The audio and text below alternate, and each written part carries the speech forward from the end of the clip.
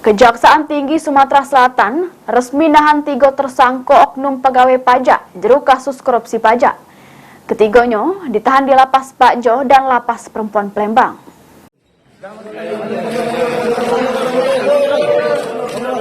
Sudah menetap ketiga tersangka jero perkara dugaan korupsi perpajakan, ini Kejaksaan Tinggi Sumatera Selatan nahan 3 tersangka tersebut pada Senin 6 November 2023 lewat. Ketiga tersangka tersebut merupakan oknum pegawai pajak.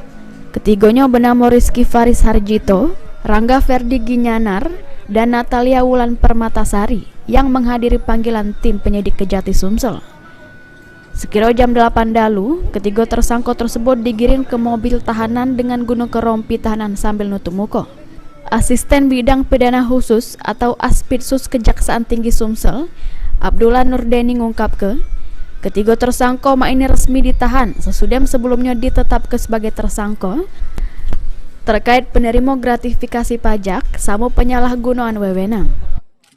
Pemeriksaan terhadap ketiga tersangka dimaksud dan penyidik berpendapat untuk dilakukan upaya paksa berupa penahanan sesuai pasal 21 KUHP. Ya, intinya di situ adalah bersifat subjektif. Keinginan penyidik dikhawatirkan melarikan diri, menghilangkan barang bukti, dan mengulangi perbuatannya. Jadi itu. Untuk modusnya sendiri, Pak? Modus pada 3 tersangka dalam perkara ini? Pada saat pers rilis pertama sudah disampaikan. Pada prinsipnya, yang paling utama adalah dugaan gratifikasi.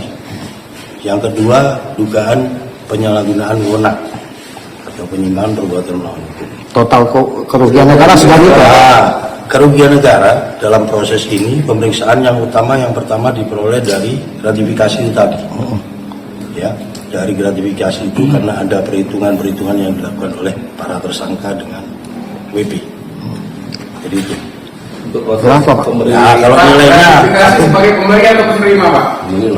Penerima karena dia ASN. Ketiganya ditahan di Lapas Pak Jo dan Lapas Perempuan Palembang. Sementara untuk kerugian negara masih nunggu audit perhitungan kerugian negara. Lutfi, PAL TV.